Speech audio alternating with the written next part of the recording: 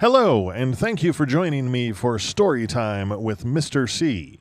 I am Mr. C, and if you're back for more, welcome back. And if you are tuning in for the first time, welcome to the show.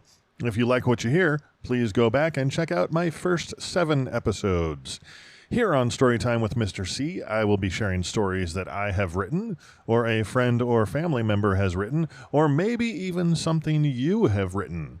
If you would like for me to share one of your stories here on Storytime with Mr. C, get your story or stories ready to go and shoot me an email at storytimewithmisterc@gmail.com. I've also put the email down in the description for you. For now, I'm going to ask that you please keep stories to a maximum of 2,000 words. And please, for now, keep them family-friendly. And maybe, just maybe, I will read one of or many of your stories in future episodes. As always, a big, huge thank you goes out to my buddy Russ for helping me out with my intro music. Russ is the bassist for local band Drive By High Five. If you ever get the opportunity to check them out, please do so. And also, as always, a huge thank you to Ben over at Chasing the Whimsy. You can find the link to his podcast down in the description. Please go check that out and show him some love. Thank you, Ben, again and always, for your continued support. For this, our 8th episode, I will be sharing the next chapter from my stories about my father, and as of right now, I intend to continue with these stories for the next couple or few weeks, and then I'll be throwing in another spooky story, so hang on for that. And, drop me a comment or shoot me an email. Let me know your thoughts on the 2 types of stories. Which do you prefer, fiction or nonfiction, autobiographical or spooky? All right, folks, enough babbling. Here we go with episode 8. Stand by.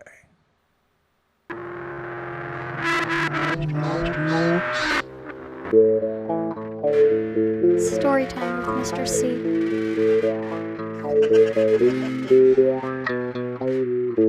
Storytime.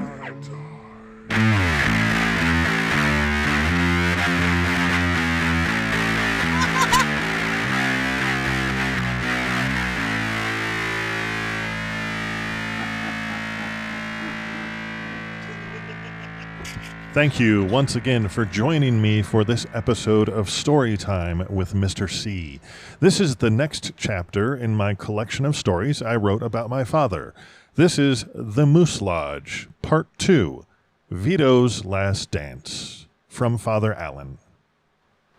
The official definition of death, according to the Uniform Determination of Death Act of 1980, is the, quote, irreversible cessation of circulatory and respiratory functions or irreversible cessation of all functions of the entire brain, including the brainstem.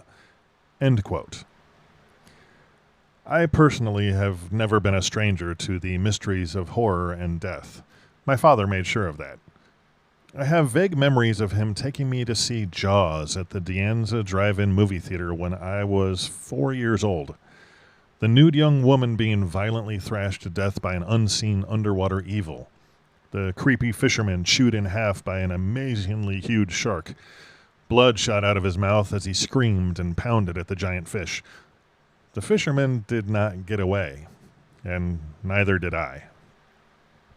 I was sucked into the world of horror.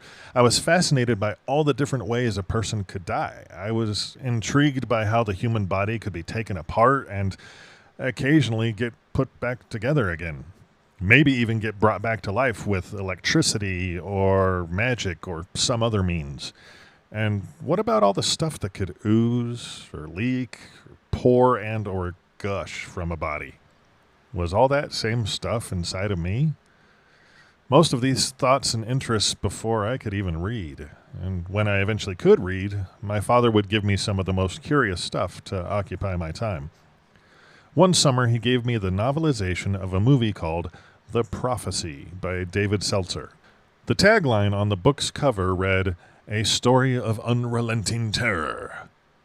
I sat in one of the waiting chairs in my father's barbershop and read that book from cover to cover. And when I had finished the book, my father took me to see the movie. The poster in the theater lobby featured the disturbing image of a fanged and clawed fetus-like creature inside what might have been an egg, and it claimed, "She lives. Don't move. Don't breathe. There's nowhere to run. She will find you." The prophecy tells the story of a giant mutant bear and how she terrorizes and eats ill-prepared campers in a lush forest setting. Cheesy by today's standards, but absolute nightmare fuel for a 7-year-old in the 1970s. My father took me to see all the good ones. Alien, Humanoids from the Deep, The Fog, The Howling, The Boogans, a young Demi Moore in a horrible 3D flick called Parasite, and the list goes on and on. These cinematic adventures were almost always followed by at least a couple nights of me dragging my pillow and my blanket into my parents' room and trying to sleep on the floor at the foot of their bed. I would plan to wake up early so I could sneak back out of their room, but my father would usually trip over me in the middle of the night on the way to the bathroom. I was always excited to see these movies, and if I missed something in the theater, I could always rent it from Captain Video once it was released on VHS. I couldn't get enough of them, but I also couldn't quite cope with the aftermath. I could rarely sleep in my own room, and when I could, I had to have a nightlight. That thing was a constant resident of my room until my stepbrother moved in.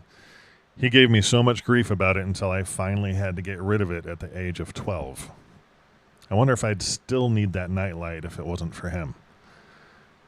I suppose death in literature and on screen were still not quite enough for me. I don't recall if it was my father's choice or mine, but I, for some reason, needed to witness death up close and personal. And since many of the members of the Moose Lodge were getting up there in age, it didn't take very long. There were many moose funerals, and because my father was a big guy, he was often drafted to be one of the pallbearers. He helped carry many coffins during my childhood, and he started taking me with him to the churches, cemeteries, the wakes, the funerals, and the parties that always followed. One of the funerals I remember the most was that of Vito. Vito was a little old Italian man who seemed to always be at the Moose Lodge. I remember him shuffling around the dance floor with a cocktail in one hand and a can of powdered wax in the other. He would wiggle around in a crazy little dance and sprinkle that powder all over the dance floor, making it nice and slick for all the people trying to dance without falling over and breaking a hip. They would all get progressively more and more pissed off and end up yelling at Vito, and he would just giggle and sprinkle as he shuffled along. They would even get the can of powder away from him once in a while, but Vito always seemed to have one stashed away somewhere, and he would go get it and just continue sprinkling throughout the night. One day, Vito was hit by a car as he crossed the street just up the road from the Moose Lodge. Vito died, and his can of powder was retired for good. There would be no more sprinkling for him. My father and I went to the church on the day of the funeral, and he sat me in a pew while he went off to share a flask with the other pallbearers. I could see the casket on a platform up at the front. The lid was open, and Vito lay inside as if he was taking a nap. I sat there and listened to the words that were said about the man in the box. I watched the tears flow down the faces of his friends and loved ones, and after all the talking was done, my father came and sat next to me. "You want to go see him?" he asked quietly. I looked up at him and nodded. I slid out from the pew and walked down the center aisle, looking at all the faces as I went. So many of them looked so old to me, and they all looked sad. I got up to the casket and looked inside. Vito looked kind of yellow to me and almost fake, waxy. He didn't look how I remembered him. I wondered if they'd maybe replaced his body with a doll or a mannequin. I stared at him for a while and then had this overwhelming need to touch him. So I reached out my hand and placed my fingers against the side of his face. His cheek was soft and cold, and I decided it really was him. I looked at his eyes, almost expecting them to open at any moment. He would sit up and smile at me, pull his can of powder out from the casket, and shuffle around the church, sprinkling and giggling. But Vito's eyes did not open. He was gone. I put my hand on his and said goodbye. Walked back to the pew and sat down next to my father.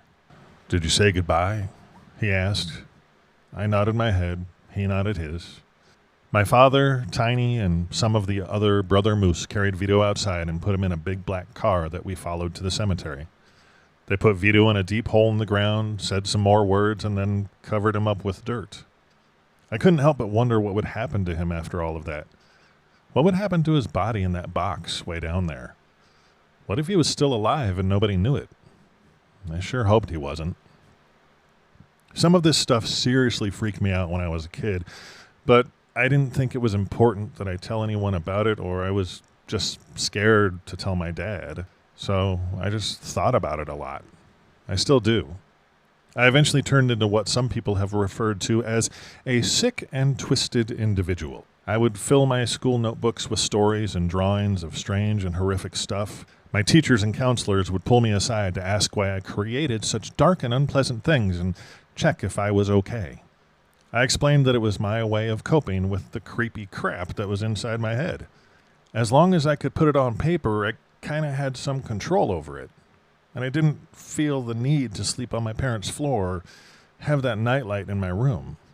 I later dabbled in the world of special effects makeup and provided the blood, guts, and monsters for plays, films, and photo sessions. This also became very therapeutic for me. I still go to horror conventions and love to dress up in costumes I make in my garage. My most recent one was Tarman from the 1985 film The Return of the Living Dead, one of cinema's best zombie characters ever. I'm still fascinated by the workings of the human body, and I am still a morbid person. I love horror movies and horror stories, but I'm really not as sick and twisted as some people have thought. Like anyone else, I have been shaped and molded by the things I have encountered throughout my life, and death has always been one of those things. And for whatever reason, it tends to cling more than some of the more trivial things in life. I'm really a very nice guy. I love my friends and my family dearly, and despite the opinions of some, the cute, fluffy things that are otherwise locked away in the dark corners of my mind, they do occasionally get out and romp around inside my head, but only for a little while. Thank you so much for joining me for this 8th episode of Storytime with Mr. C.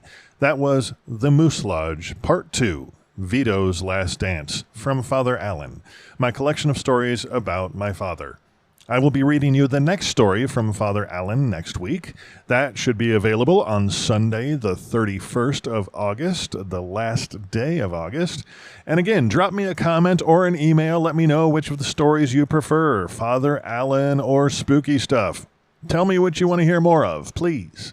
In the meantime, go check out Ben's podcast, Chasing the Whimsy. And if you can find Drive-By High Five out there in Tucson somewhere, please go give them a listen. Thanks again for hanging out and listening to my story.